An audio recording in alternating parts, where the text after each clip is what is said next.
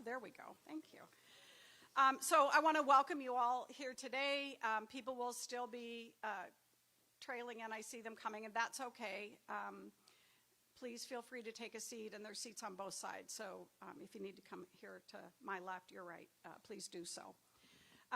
We just saw the city's year in review. I know some of you I saw were watching and paying attention, others weren't. Please, please go online and take a peek if you weren't glued to the city council meeting on Monday and haven't had a chance to see it, because it really does do an overview of everything that's happened in the city, not specific to the mayor's office or work I'm doing, but work that all of the wonderful folks do here. I want to recognize any elected officials that are in the room. If you're city, state, local, whatever, if you're here, would you stand, please, so you can be recognized? We have a number of elected officials here.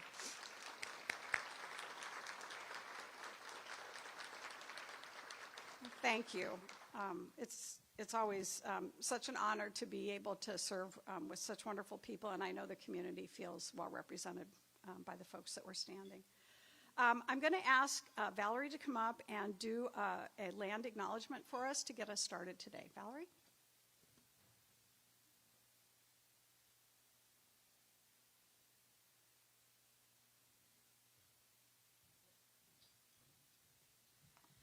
Good morning. Hahinipi Haukoda. These are the first languages that were spoken in this area. As we gather today to reflect on the state of our city, it is important to acknowledge that this land, now known as Rochester, Minnesota, rests on the ancestral and unceded lands of the Dakota people. This region has been home to indigenous people for thousands of years, including the Dakota, the Ho-Chunk, and later the Anishinaabe people.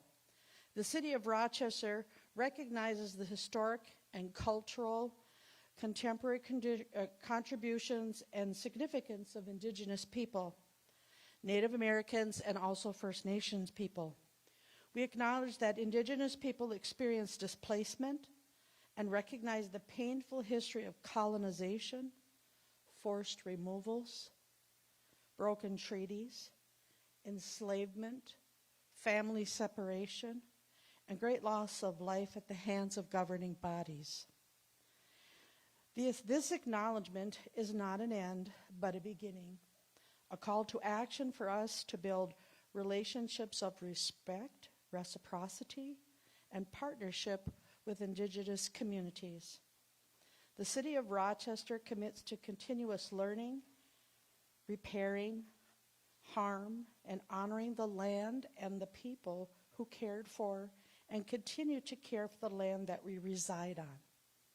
We stand committed to fostering a future grounded in equity, justice, and understanding. Pinagigi.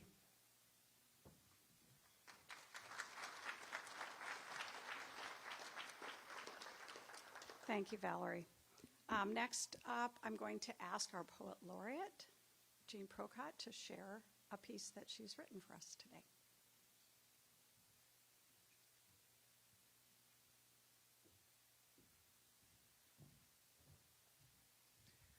Good morning, everyone. Thank you for welcoming poetry to this space. This poem is about students. I'm a teacher, so they often trend that way. And it is about what we become when we become adults and what we owe our students because they are still children. It's called Baby Teeth. This is a true story, which is important. 5 kindergartners broke out of school, escaped in calculated chaos. The adults' attempt to herd them was like pouring Coca-Cola on an anthill. The Getaways leader hollered, "Let's go steal," in the way someone screams, "Food fight," before the pudding flies. They took their jailbreak across the street and then to a gas station where they busted through those doors like they'd been reborn, running up and down each aisle in a game of supermarket sweep, tearing into candy bars in search of a golden ticket, taking single bites of snack cakes, leaving teeth marks and dropping the rest to the floor in search of another better sugar. They left wrappers in their wake, sour cream and onion flakes, Cheetos crumbs and half-chewed gums, Funyuns, Doritos, Frito scoops, and Skittles behind like rainbow rabbit poops. They dodged grown-ups, they ducked, they snuck, they shrieked and laughed, they ran amok, until they met at the Grail, the slushy machine, where the leader pulled cups from the dispenser so eagerly piles of them fell to the floor. They needed just one. They filled blue raspberry to the brim and passed the chalice around the circle. No one hogged. They felt high fructose brain freeze pulse in their heads but kept going. Their lips and the around parts, those parts that chapped raw in the red in the winter from so much licking, blue. Their tongues blue. Their esophaguses blue. Their guts blue. This is their story. It is a true story, and we desperately need it to be ours. Rochester, let's go steal. Let's open our throats under the nozzle and swallow frozen, artificial, forbidden fruits. Let's live in a world with no currency, only sugar rush, with consequences as impermanent as baby teeth. Cavities deep, but they fall out anyway. Open your body to blue raspberry baptism, brief icy asphyxiation. They didn't believe us when we said recess was enough. They acted on the dream that something inside of you forbids. Thank you.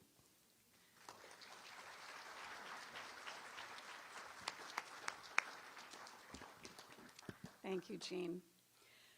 We are going to have, as we have for the past several years, we're going to have three of our elected officials come speak, one from the city, one from the county, and one from the school board. And then Patrick Sieb from Destination Medical Center is going to give a short, brief talk before I give my State of the City. So I would welcome up Randy Schubring, and then Dave will go next, and Kathy, and I think you can introduce yourselves as you wish up here beyond that.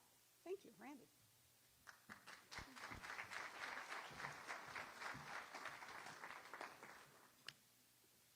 Thank you, Mayor, and welcome, everybody.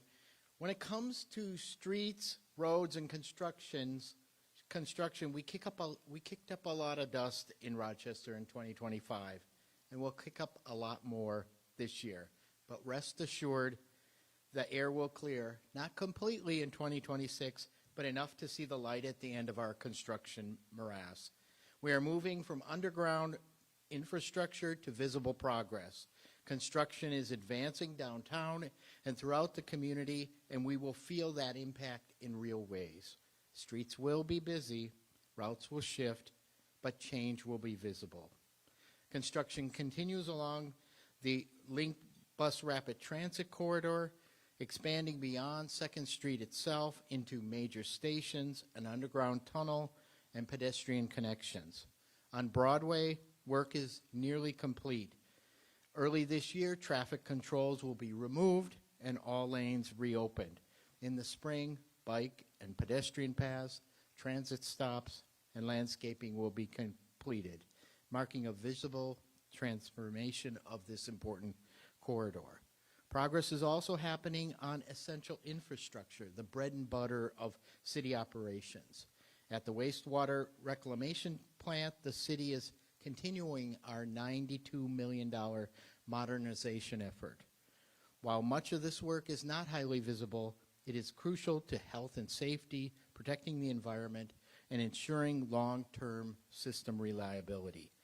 As construction activity increases, we are also working to ease its impact on neighbors with real-time communication and wayfinding tools created in partnership with Mayo, DMC, and the RDA.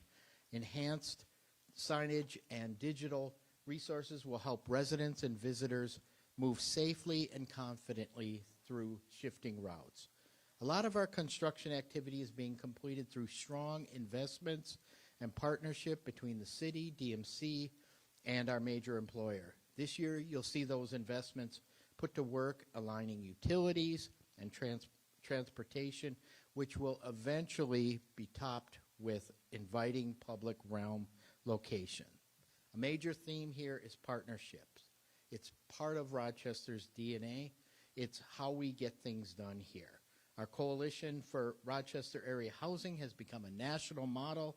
Some of the coalition's work include paving the way for construction on affordable senior housing development at the West Transit Village with 75 new homes, including deeply affordable units and homes for seniors experiencing homelessness.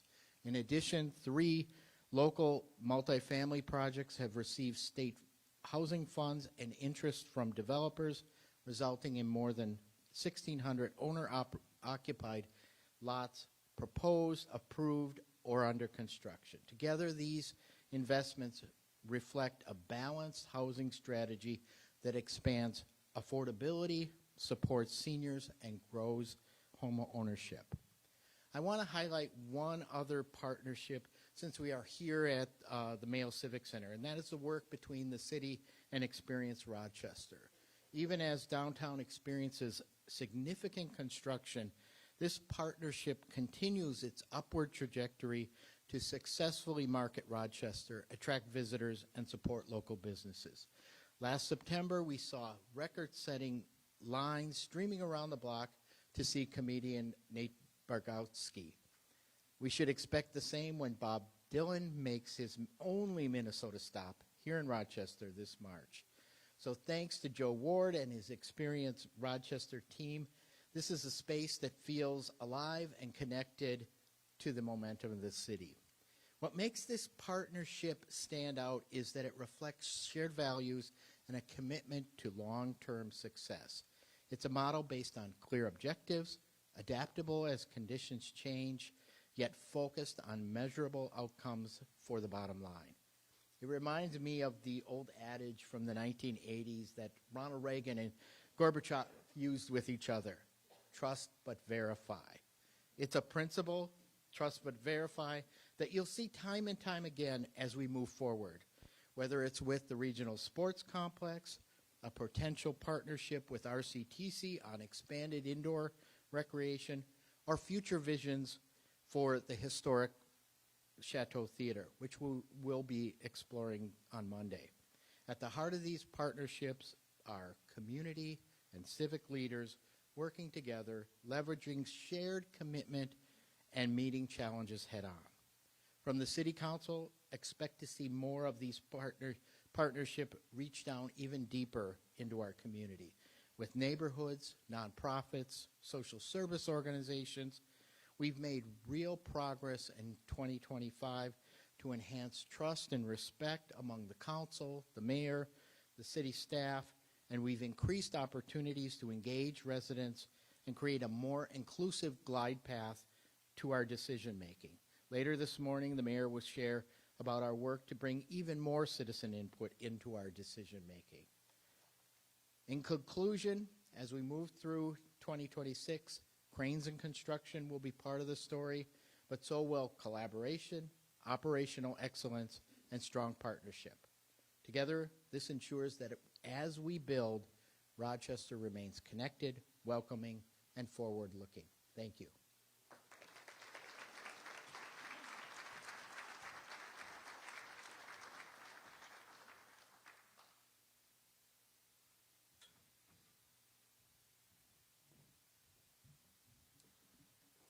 I thought this, Michonne, where's the clicker?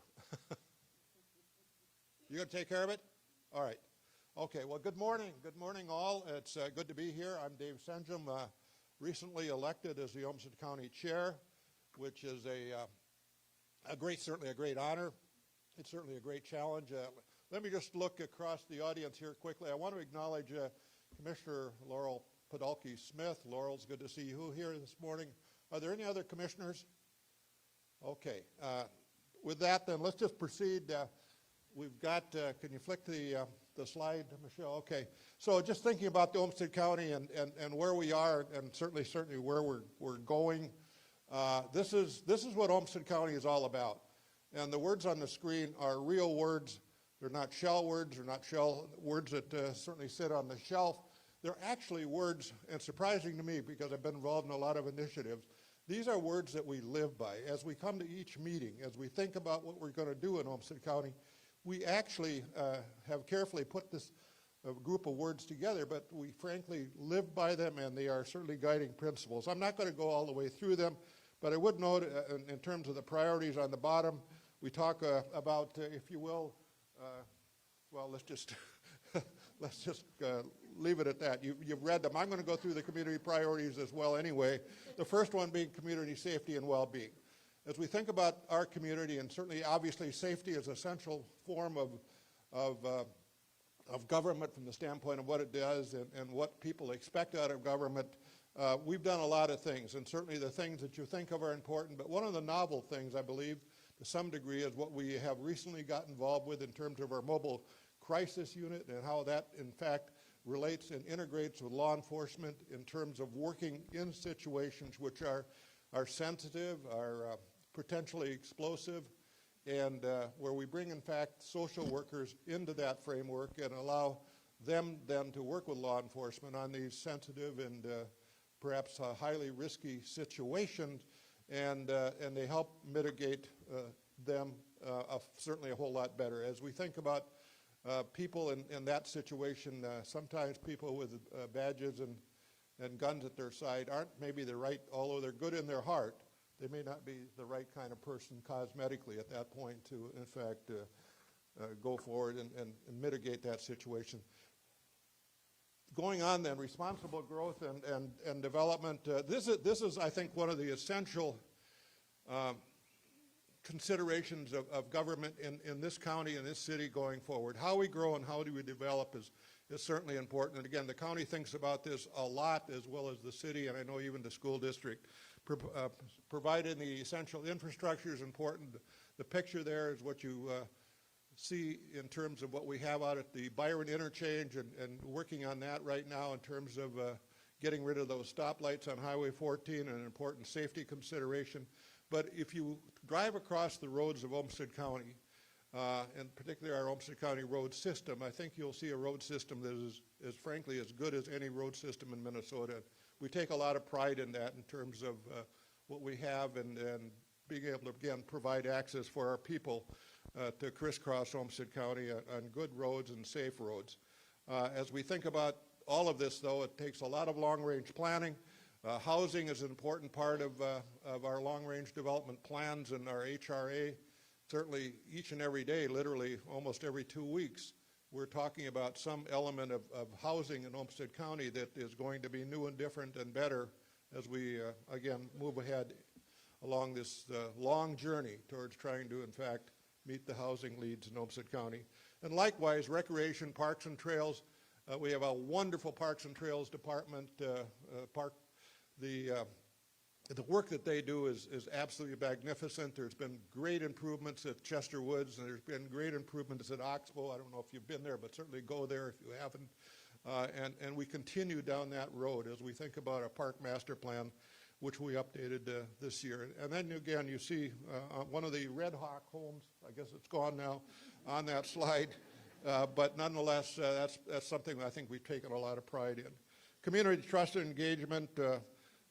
Terribly important part of any government function is be trusted. If you're not trusted, you have nothing. And as we think about that, I think, and just thinking about the Olmsted County governmental system through the years, I believe to the core it's a trusted system. It's performed well, and it's going to perform well into the future. We do resident surveys. We have a new initiative on board right now called MOVE, Mobilizing Olmsted Voices for Equity. And this is a group of people that come together and make sure that the people within our community that maybe aren't represented at the level of being here, for instance, today, are able to get voices into our system. And we're proud of that, and we're going to certainly be working with that group going forward. Environmental sustainability, a real big initiative within Olmsted County the last couple of years. Not to say it wasn't before that, but we've taken a lot of initiative in this area. We have a new material recoveries facility that's going to be breaking ground on this year. This is a $60 million project, so it's no small initiative, and it will help us going into the future. Reuse items, recycle items, and make us a whole lot more efficient, especially in those terms, but even at the carbon emissions level. This is going to be a great initiative. We're going to have the best in the world, I believe, in terms of this kind of facility right here in Olmsted County. And then I just think about what our city or county has done, city as well, frankly, because we do work in partnership. But over the last couple of years, we have, you probably don't know this, we have 12 solar arrays now within the framework of Olmsted County. We've got 5 geothermal systems. We have EV chargers at all of our facilities. And more recently then, and going into next year, we have a new sustainability coordinator that's coming on board, and we're going to be doing great things there. Energy Park is noted on this slide. We're going to do a lot of work. Energy Park is that property just east of the Olmsted County Waste to Energy facility. It's 70 acres. We're working a lot, certainly, on that in terms of its future, making it the kind of place that can frankly take advantage of the waste to energy steam that we have available and become a viable part of our community from the standpoint of infrastructure on that property. And then somewhat lastly, the effective workforce. And I marvel at each and every time I come to an Olmsted County meeting, I sit amongst, I think, some of the finest people in the world from the standpoint of what they do and how they do it. They're amazing people. They know their subject. They work with us enormously well. And frankly, they work within their units enormously well. So fostering that into the future, making sure that our workforce is the kind of workforce that's going to continue to work and prosper, frankly, on behalf of the Olmsted County residents is terribly important to our board and terribly important to our community. And we continue to be proud of them and make sure that kind of workforce and that ethic continues. The challenges lying ahead for Olmsted County, really, in fact, if you think about any area, I don't care if it's housing or whatever it might be, the challenges are going to be growth. We live in one of the fastest growing places, perhaps in the upper Midwest. We can look at the history here in terms of the data at the bottom of the chart. It shows between now and 2050, we're going to grow to a community of 209,000. And I will just back off a bit and tell you a little bit of what's not on this slide. If you go back to 1975, Olmsted County was 88,000. Now we're 166,000. That's a 90% increase. If we go forward then 2025 to 2075, this place is going to be 315,000 people, the size of a St. Paul. So just thinking in terms, is that believable? Of course it is. So we have a lot of things to think about how we grow and how we move this county forward. There's no question about that. Fiscal challenges are important as we consider this. Revenue versus obligations are always an issue, and trying to meet those obligations with existing revenue, and especially increasingly stress on the property tax, is a big one, which I think all units of government need to think about, and certainly will. As we think about state and federal priorities, again, no question about that. There's more and more of a trend, of course, cost shifting away from state and federal governments onto taxpayers at both the city and the county levels. That's painful. We're not used to that. We're perhaps going to have to get used to that, and that gets us into this whole thing about what we really do and what we can't do. So a lot of that kind of conversation is going to go forward. And lastly, just a vision for the future. I think our Olmsted County, in fact, I think our city of Rochester as well as our school district, the future is certainly bright. There's a lot of things we're going to be working on going forward. Mental health is a big one, frankly, across Minnesota. And more than likely you're going to hear and see our county board doing a lot of work in that initiative this coming year, and as we think about housing likewise. But being innovative in every area, including energy, is important to us. So I have a chance to work with and for a marvelous government. I'm proud of it. I'm happy to do it. I'm happy to be there. And I'm happy that you're here tonight, this morning rather, to be part of this initiative. Coming together as city and county and school district is really important. I don't think we do enough of it. I hope that as we go into this coming year that we can do more of it, and we need to. As we talk about the challenges of the future and the growth of our community, it's important that we all come together and more now than ever, and talk about how we do this and how we make our city, our county, our school district the best ever. So thank you so much.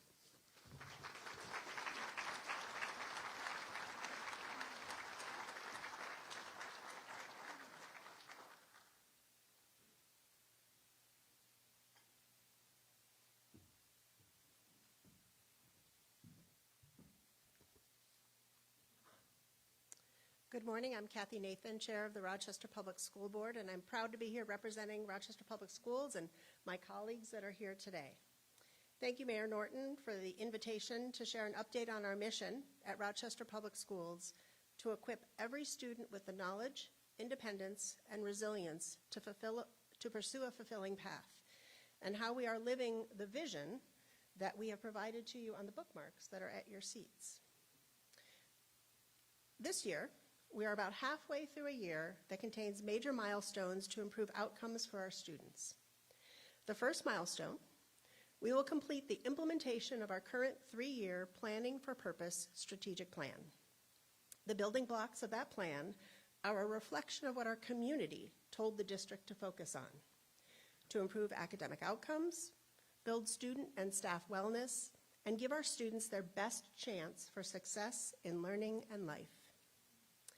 In December, we reported a set of outcomes to the community that demonstrate how Planning for Purpose has made a difference over the past 3 years. At your table or chair, you have the full set of statistics, but let me give you some highlights. Since the implementation of our current strategic plan, we've seen increases in reading and math proficiency in both 3rd grade and 8th grade, an 11.4% increase in consistent attendance, and a 2.2-point increase in on-time graduation from high school. We implemented a new research-based literacy curriculum with 660 teachers and staff completing a rigorous program of professional development in the science of reading. We've completed almost 3,000 mental health assessments, enabling staff to identify students who may benefit from therapy or other supports. And students logged in to the post-secondary planning Zello platform over 192,000 times to explore and develop pathways to college, careers, and future success. These outcomes are a testament to the commitment and hard work of our outstanding educator, staff, and administrators, who every day welcome over 17,500 students into our buildings and engage with our parents and caregivers to help them best support their children in our schools. They implemented the multiple initiatives of the strategic plan while addressing the diverse academic, social, and emotional needs of our students in real time. We are remarkably fortunate in Rochester Public Schools to have these adults serving our community's children. And we are remarkably fortunate to have the diversity of cultures, languages, ethnicities, and life experiences that our students and their families bring to our Rochester Public Schools community. So the second milestone. By this May, RPS will develop, and the school board will approve, the next strategic plan for implementation through 2030.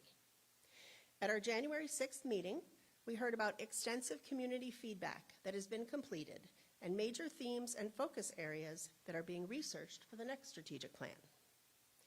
Over the next few months, the school board and community will hear about the work of 3 design committees, elementary, middle, and high school, to develop concrete recommendations. They are reviewing district data, considering stakeholder input, examining research on best practices, and generating ideas grounded in the values and needs of our community. The superintendent will review committee recommendations, balance competing priorities, and make judgments about what could be accomplished with available resources as the strategic plan is drafted. We are committed to transparency in sharing our plans, our progress, our resources, and our outcomes. We are also committed to use every dollar entrusted to us efficiently and effectively. We are focused on maintaining and increasing enrollment in RPS, as enrollment is a main driver for the revenue available we have to operate our schools. We are encouraged by the increased enrollment we achieved this year.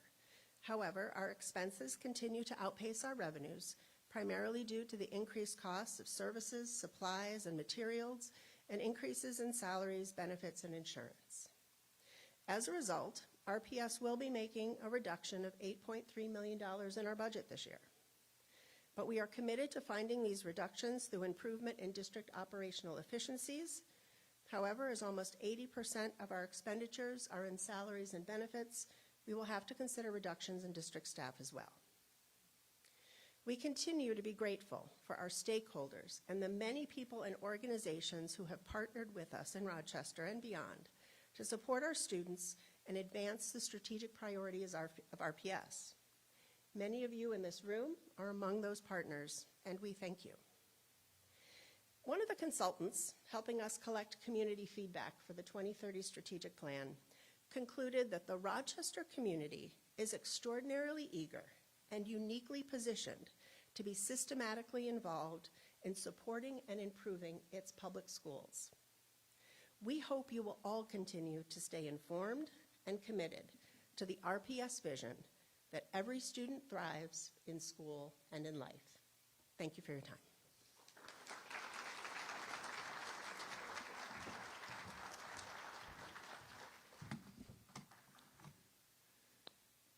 Thank you. Appreciate the opportunity to be here, Mayor. Thank you for the invitation. I was taking notes as I was hearing from others, and just a few key takeaways that I heard. Run amok, kick up some dust, live by these words, I think you said, honor our land, and relish the diversity. So I stand here today among friends and colleagues and leaders and partners, and as I was reflecting on how to deliver this presentation in the context of the events of yesterday, I was inspired by just the moment walk over here in the Skyway. You know those banners that run across that say, "Together we create, together we innovate, together we learn"?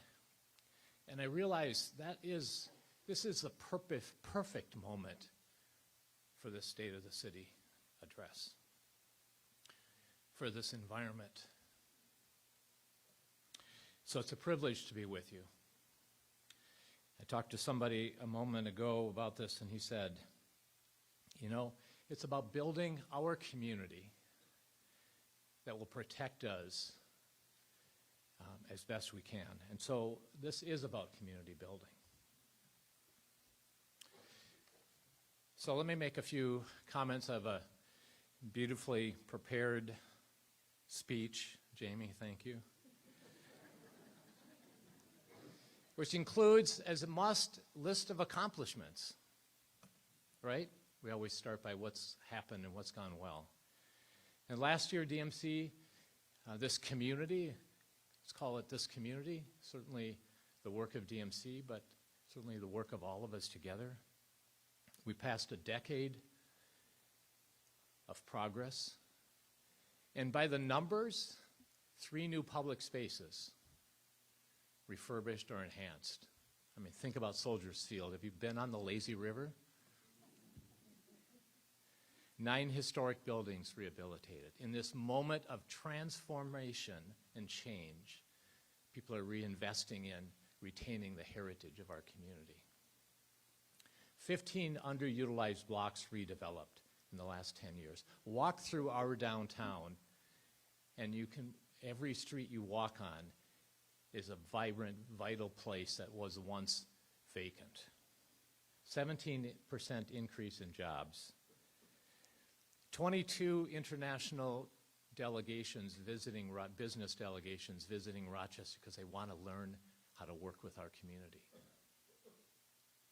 100% increase in downtown housing.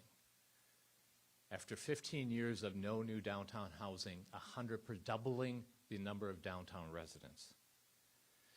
And that's not to say that everything has gone perfectly, but fortunately, we live in a community, a very engaged community, whose members are happy to tell us when things haven't gone perfectly. But we need both the humility to welcome this feedback and the nimbleness to make improvements in our processes, our communications, our feedback loops, because we have so much more ahead. And living into this well-deserved, well-earned reputation as America's city for health requires that we are intentional, that we are bold, that we take risks, and that we fail from time to time. When we talk about Rochester producing some of the most amazing health tech in the country, it's not to brag. It's to help make the case why an international company should consider expansion into Discovery Square. Can I tell you something? Biolabs began construction on Monday and will open in October.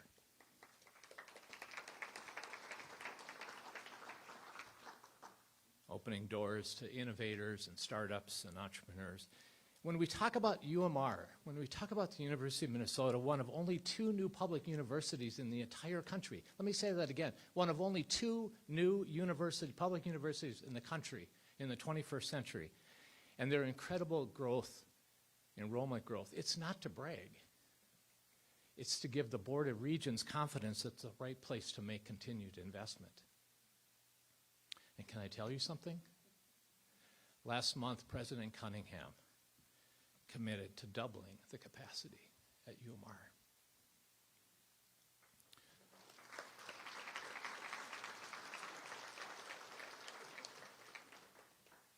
And when we talk about the amazing experiences in our downtown, comedy shows at Mayo Civic Center, Thursdays downtown, unique chef-owned restaurants, cultural events, it's not to brag, it's to attract more offerings, more unique, one-of-a-kind offerings. And can I tell you something? The Children's Museum, this incredible asset under 15 years of growth, is imagining its new future, contemplating its new next move. Imagine an architecturally inspired, program-rich facility in the downtown, perhaps next to Soldiers Field. No, they didn't say that, I'm saying it. And when we talk about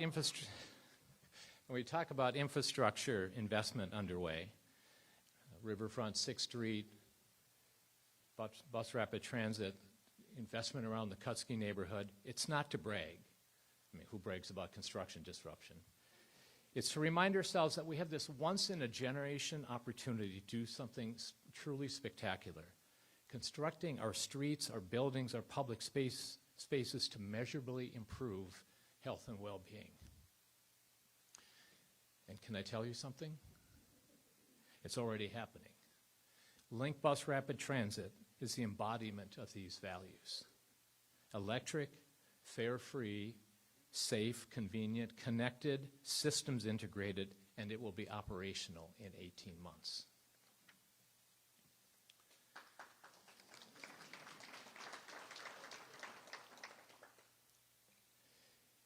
So I will end here, and I will end by quoting Winston Churchill. Actually, he didn't say this, but it sounded cool to say it that way. There's only one thing worse than a city going through change, and that's a city not changing. Thank you.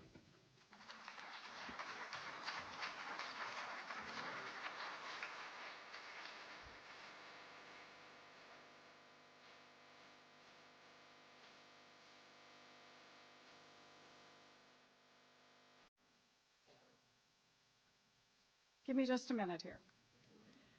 We are so lucky to live in a community with such strong leaders, and I want to thank each of them for sharing a glimpse of their vision and plans for the coming year and years. I truly appreciate our monthly meetings with local elected leaders and DMC, for that matter, and all that they have committed to do everything they can to make this community strong, safe, and a wonderful place to live, work, and play. We've had a chance to see the city's year in review, and it's fair to say that we had another tremendously busy year. So thank you to the staff, some of which are here, for all that you did to make that happen. And I want to let you all know that the mayor's office also has wrapped up a very busy year in 2025 as well. And I'm going to share a bit of that with you this morning. And so now I'm going to ask that they put on the video, thank you, that Tyler did for us, and it's really special.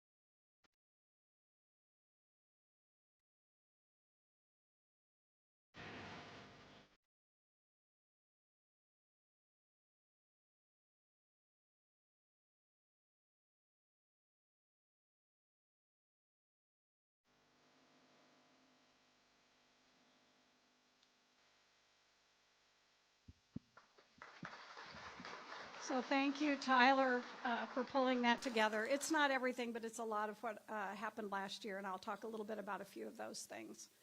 The Year About Youth designation for 2025 was relevant and important, especially in light of the incident where a child was targeted by racism in one of our local parks. We responded immediately by addressing the issue publicly, offering and distributing thousands of yard signs and hundreds of Not in Our Town window signs. Every child deserves a strong base of familial and community support in order to grow into the kind of adult that is happy, healthy, and giving. The Hunt Institute Fellowship provided a great backdrop for this work on youth, children, and childcare. We've continued our work with Cradle to Career this year and helped them move their annual education summit to the Mayo Civic Center right here, where they saw remarkable growth in attendance, and it was just a wonderful year. The mayor's office sponsored their evening keynote reception and address by the renowned Dr. Amit Sud. We are grateful for his support and generosity. I continue to speak at classes at Rochester Public Schools, Rochester Community Technical College, University of Minnesota about city government every year, and I meet with the students when they ask. Partnerships with several organizations such as 180 Degrees, Civic League, Family Child Care, Inc., Restorative Justice, and others allowed the mayor's office to support the great work already being done in our community for children and youth through proclamations, attending events, and general support. The Rochester-Olmsted County Youth Council has continued to grow and develop, and we were able to provide scholarships for leadership and travel for 3 youth this year. We also sponsored a children's activity at Rochester Fest. You saw the kids on the barrel ride. That was fun. Great fun for our littlest kids. And also the Honkers Play Ball Baseball Camp. We had over 300 registrants. It was a pouring rain day, and we still had 125 kids show up, which was amazing. And the rain did stop in order for the kids to have a great time. Lastly, we were honored to sponsor a remarkable student intern, Maddie Banks, who helped us tremendously over the summer with all of these events, especially with Safe City Nights and our summer art efforts. And let's not forget, we ended the year with our New Year's Eve party here at Mayo Civic Center, a fun, safe celebration of our city, and we topped 6,000 attendees again this year. What a great way to end 2025 and to kick off 2026. So kudos and thanks to the Mayo Civic Center and the wonderful staff here for continuing to bring more and more people to great events all year long, and you heard that mentioned before. As you saw in the video, the mayor's office sponsored a significant number of summer art activities, including the Art Center during the Riverside concerts, as well as Art Stop at the Summer Forward concert series. And we hosted both dance and visual arts students for children by bringing local artists to the Rochester Public Schools summer school program. It was a great partnership. A huge thanks to Michonne Rogers, who facilitated this and so many other of the activities that come out of our office every year. Thank you, Michonne. Could we please give her a hand?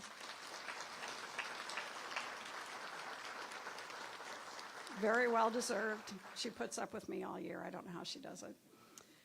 The pieces you see along the wall over here are some of the peaceful neighborhood-themed projects that took place. Just a few of them. The big boards were too big to fit in my car. So why that particular theme? It was tied to our international travel to Japan. We attended as a group the 80th memorial of the bombing of Hiroshima. It was part of our visit, a very meaningful part of our visit, as well as we belong to the Mayors for Peace. And that started with Ardell Brady, and I've been proud to continue to support that effort. In 2025, our office continued efforts to improve community health by partnering with organizations and hosting events on our own. Some of them pertain to active living and improving health. A few examples of this are the 6th year of Move with the Mayor, where we sponsored several morning walks this year at RCTC. And by the way, RCTC's tracks are open every single day to the public in the morning. So when it's snowy and cold, go out there, lots of parking, you can walk.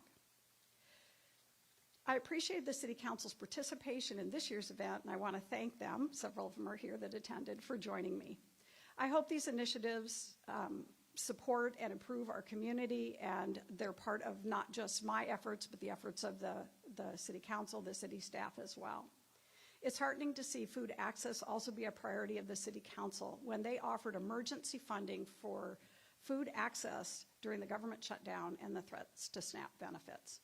We gathered and supported a number of health-focused events, including Med City Marathon, Dr. Brewer's Faith Initiative, the Rochester Clinic's Lifestyle Medicine Conference, We Bike Rochester Rides, and more. We focused on healthy eating by participating in the Mayor's Alliance for Childhood Hunger, the Olmsted County Food Coalition, along with working with the Village Co-op to grow and support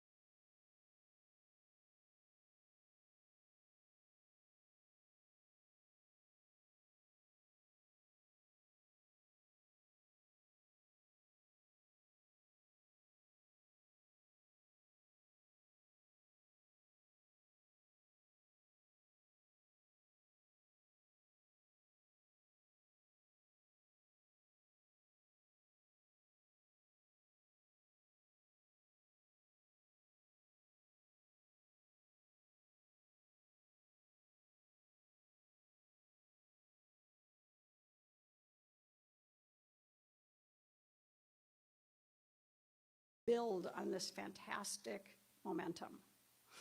And speaking of economic development connections, this year our International Relations Committee really took off. After almost 3 years of stagnation due to COVID, we reignited the group and began an exciting year centered on rebuilding and growing our sister city relationships, of which we have 5.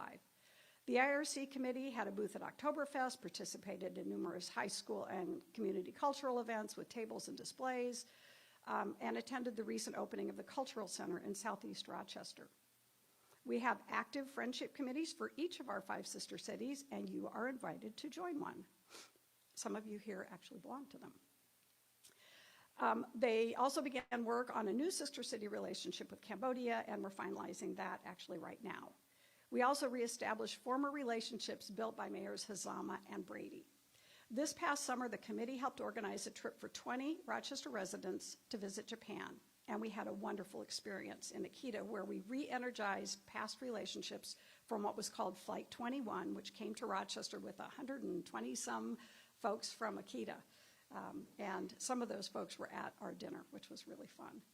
I joined WSU instructor Joel Traver and a group of 19 WSU students on the last 3 days of their weeks-long travel and study in South Korea, our sister city, Seong City, where we met with the mayors, city councilors, and staff, and we had tours of colleges, environmental centers, manufacturing sites, tourism efforts, and museums in the 2.5 days I was there. These important connections have led to relationships with DMC on a recent visit and laid the groundwork for potential business and exchange opportunities. Our sister city of Pyongyang, China, was a final visit as part of a mayor's delegation I was honored to lead, and which focused on healthcare, wellness, environmental issues, agricultural economics, all important issues right now. And again, there was significant interest from around the world at each of the visits that we made in Rochester and what we're doing here and the great things that they're learning about DMC and more. We're planning a trip to Germany in June to visit 2 of our sister cities, and we invite you all to join us. There are brochures at the table over there. Please grab one and take a look. It should be educational and enjoyable. One of my designated roles as mayor is to oversee the police department, and I'm proud of the rapport and respect Chief Franklin and I have developed and maintained in the toughest of times, and there have been some. The RPD continues to focus on community policing as well as being a leader in public safety using advanced technology to assist in identification, apprehension, and collection of solid evidence to assist the county and courts in prosecution and sentencing. On the screen are just a few of the points of data from RPD to help you understand the breadth of calls and services our peace officers handle every day.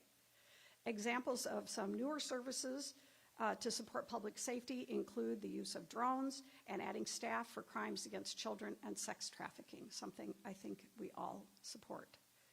The Rochester Fire Department and emergency management teams are great partners in addressing crisis beyond RPD's reach and expertise, and while I'm not directly involved in the day-to-day work that they do, the City Council and I have participated in with a broad group of residents, some of which are here, and city employees in emergency response trainings last year and again this year very recently. All of our city response teams provide caring, supportive approaches to all of our residents. Assisting our friends experiencing homelessness has become a larger part of their roles. We need to seek ways to address the drivers of homelessness, which are mental health, chemical dependency, and affordable housing availability, so that we can assure safety for all of our residents. As mayor, I work with our legislative staff, our legislators, and League of Minnesota Cities on state and national issues. I was blessed to be appointed to serve last year as the NLC Human Development Chair, which gave me a seat on the board for a year. And then this past summer, I was elected to be a full board member, and I'm excited about that new role for the coming years. I'm also active on the University Cities Committee, the REAL Committee, which is Race, Equity, and Leadership, and the Early Childhood Committees and more. Not only do these opportunities provide advocacy and learning opportunities several times a year, they also provide access to grants, funding, cohort relationships, and recognitions that benefit our community.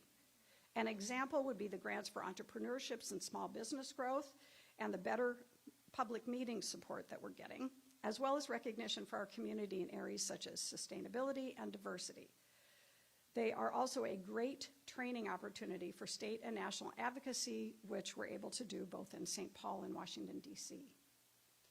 As a mayor selected for the Bloomberg City Leaders Initiative back in 2020, the city and I have been invited to attend trainings and receive opportunities. We did have the Global Mayor's Challenge Grant a number of years ago, but also get invited to City Lab, the G40 climate summits, which we haven't gone to, but we're invited to. Many Harvard and Johns Hopkins courses on city issues like data use, AI, procurement, negotiations, and most recently, community engagement. I continue to take advantage of the Harvard education classes for cities that provide expertise, support, and growth on topics that matter. Most recently, it was a course called Leadership for Social Impact. Through our relationship with the U.S. Conference of Mayors and the Mayor's Innovation Project, I'm able to connect with mayors from across the city, either in person or on the web. And I serve on the MIP Advisory Committee and share about Rochester at their annual education and training gatherings. Recently, geothermal, DMC, and economic development. I also have testified at the U.S. Conference of Mayors numerous times on water quality and PFAS. We do a great job here in Rochester, and it's an important issue, particularly for our firefighters, that we address the PFAS. One resulting opportunity here for Rochester has been that we were selected to be part of the Regulatory Justice Cohort, which started this fall and will continue to be a focus in the coming year. An exciting accomplishment this year was the December ribbon cutting for the Statues for Equality. This was a project that's in Central Park. Please go take a look at Amelia Witherstein. It's a statue created by Gillian Mark, who are renowned Australian artists. Amelia was selected because of her role as the first woman elected to office in Rochester. She was the first woman to serve as chair of the Rochester School Board and the first woman to serve on a jury in Olmsted County. And now, because of Virginia Wright Peterson's research, we are learning so much more about her, and the effect that women have had in our city's history is actually quite remarkable. I couldn't be more pleased that individual residents, area clubs like Rotary Clubs, who gave us a grant, the UU Women's Group, the League of Women Voters, Rochester Area Foundation, Greater Rochester Arts and Cultural Trust, and a number of businesses, Mayo Clinic, F&M Bank. F&M Bank has a $6,000 matching. I need to match it with 3, so if anybody's got a few bucks in their pocket, let me know before you leave. And then we will have completely paid that off. Those generous donations have helped this opportunity become a reality. A special thanks to the HPC, our Historic Preservation Group, Parks Department, and the City Council for designating Central Park as a historic designation this year. This lovely public square and park, the history it encapsulates and preserves, will keep its rightful place downtown even as we continue to grow. Watch for the final touches on Amelia's story and statue this summer as the plantings and plaque are added. As I look back over 2025, I can't help but be struck by the exhausting and exhilarating amount that our small office has done, and I've just mentioned a few things. It's been a very, very busy year, which is why Michonne needed that. She should have a standing ovation, actually, for what she does. We're a small office. It's really just the two of us. But we have had tremendous support from nonprofits and individuals in this community. As we look back, we can be proud. As we look ahead, I'm really excited about celebrating America's 250th birthday, and I'm excited about what lies ahead for America's City for Health. A new and revised set of goals by the City Council have outlined a path that will support this growth as well.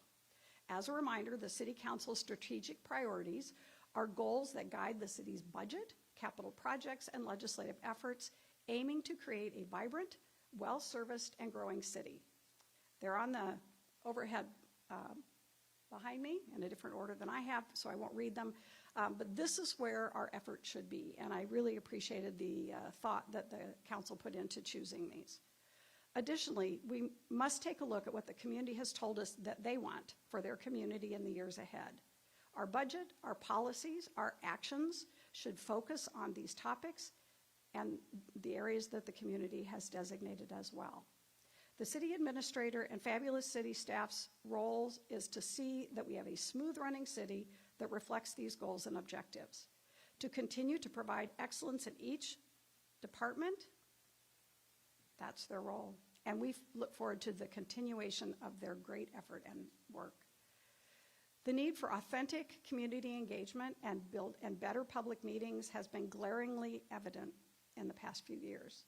I am pleased to report that a group of city staff attended a Harvard course on community engagement and that learning should become evident in the years ahead. It is my hope that this training, our efforts through the National Civic League, and that's for the better public meetings, and by continuing to draw from the Rochester Vision, or RV 2050 information gained from our community, so that the actions that we take as a city revolve around the key themes that we hear and have heard from our community. The 10 things is a handout on your table, and it has the city's logo on the top of it or on your chair. And it lists, and I'm not going to read them, the 10 things that the community said that they wanted. It's not the specific things, it's kind of categories. A couple I'll point out is on number 2, safer pedestrian and bike infrastructure, came out very high. Another one worth mentioning, I think, is under 3, business economic development strategies that benefit locally owned enterprises. On number 6, improving the downtown quality, more to do outside business hours, improved safety and walkability in our community. So again, I'm not going to read all 10 of those for you, but they are important, and that should be our focus, and I think it highlights very nicely what we heard from the community. One relatively new addition that will continue in 2026 is another RV, which I hadn't realized until I was putting this together, and that's Rochester Voices. And then we also have a newsletter, and there's a QR code on your table to sign up for the mayor's newsletter. It's easy to read and comes out monthly.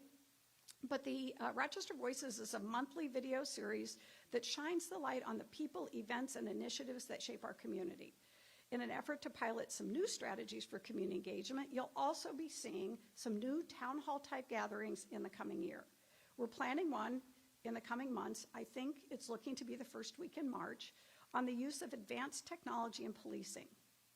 This is a very timely topic. There are many changes happening, and the community doesn't know about or understand. So we're hoping this will be an opportunity to learn and then to ask questions and have them answered. Moving ahead, other timely topics that the City Council and community desire will be offered to inform and respond to our community. This is one change resulting from the National Civic League's Better Public Meeting efforts. We've heard from the community, and we're going to try to respond. The Office of Diversity, Equity, Inclusion continues its great work and is planning some community connections conversations, which you may hear about as well. It will bring diverse ideas and voices to the table. I would call it a variation of community co-design. And as we focus on our city priorities and community desires, you should be able to see your priorities being acted upon and used to direct staff to tackle the challenges that you've identified and prioritized. These changes will take time, but I'm hopeful that the council will continue to grow into their important leadership roles even more in the coming months. It's been a fun start this last year, and thank you, Randy, and the council for your work. There are 2 important programs that the staff, city council, and mayor's office have embraced in the coming year. Both are concerning economic development. The regulatory justice work and our growing small businesses and entrepreneurship will help strengthen our economy, which we can proudly say leads the state and much of the nation in workforce development. We can always do better and do better for more people. And that is what these initiatives and the extra support and staffing that we will have will help us do moving ahead. We'll continue to ask our partners at the Chamber, at Ready, Collider, and other business partners to help us improve regulatory and business environments so that all businesses can thrive and that we can continue to grow and diversify our economy. Council President Schubring, in the past, County Commissioner Tyne, now Commissioner Senjum, and Kathy Nathan with the school board, and congratulations on continuing your leadership in another year, have worked well together, and we have discussions about what's happening. We are excited about the DMC efforts, Health in Everything focus.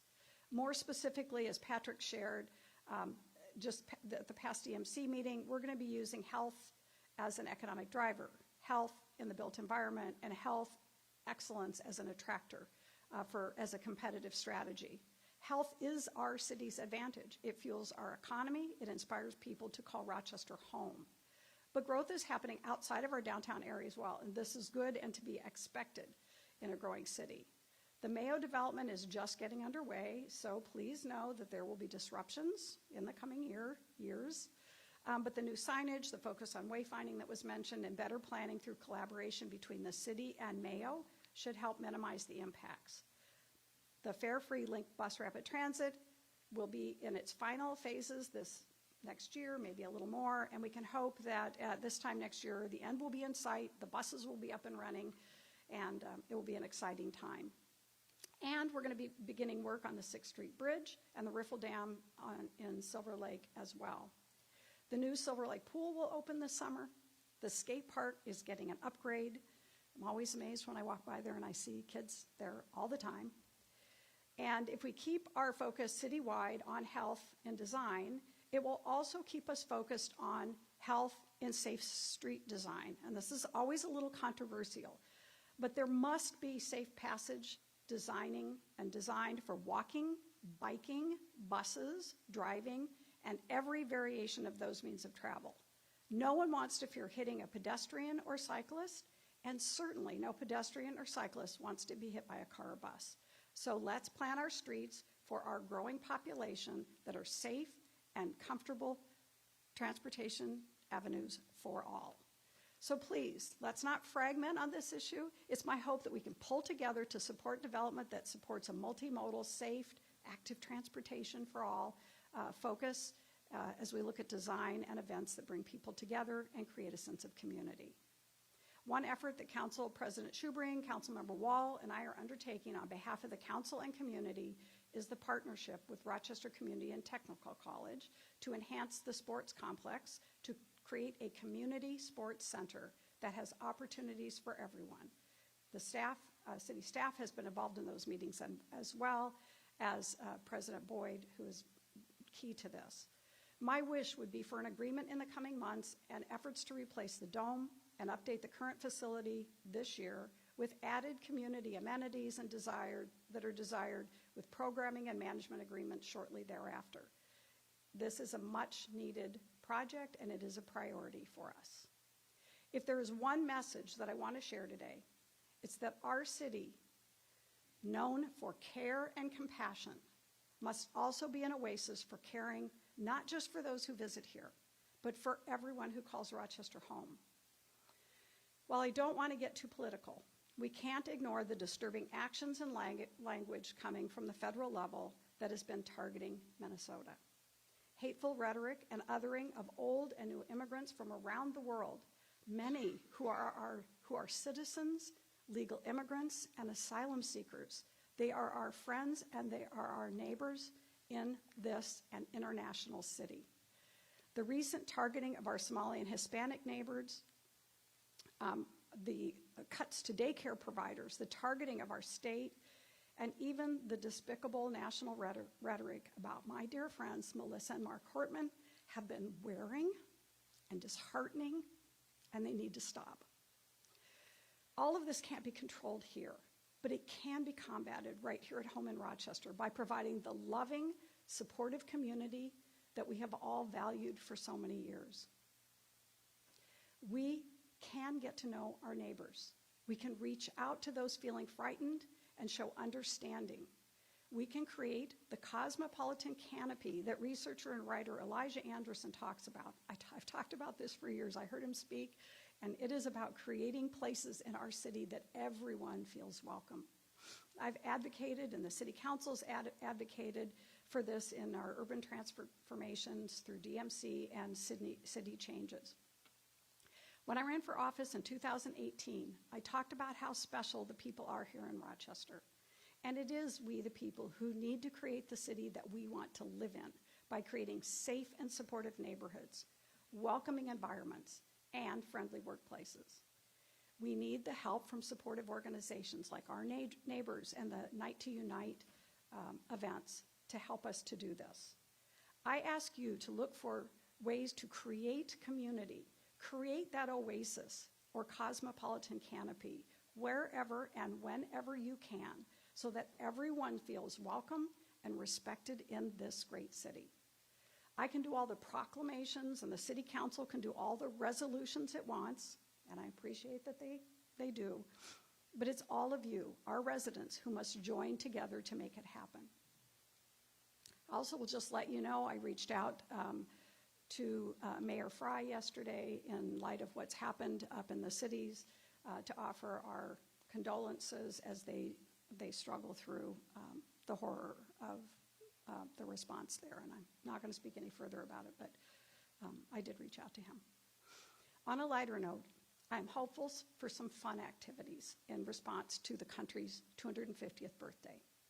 Perhaps tied to Rochester Fest. I'm hoping they're thinking about that. And some of our very plentiful, fun summer activities. An idea I had is a 250-person bike ride as part of Move with the Mayor. Maybe that can be what I do this year. Yeah, I see some clapping. But I have to say, we can't do hills. I just can't do little bumps, but I can't do big hills. So let's work on finding a path that I can manage. Next year, our New Year's Eve party will be 5 years old. And so I think we're going to plan some special activities for that. I hope some of you will help sponsor that wonderful event. If you didn't come, I recommend you come next year. It is the joyous part of the city of Rochester. It was certainly a fun day. And I'm open to new ideas. There's absolutely no reason the entire city shouldn't join in creating a healthy, safe community filled with fun activities for all ages. And because our future is in the hands of the youth, 2026 is a year about youth too.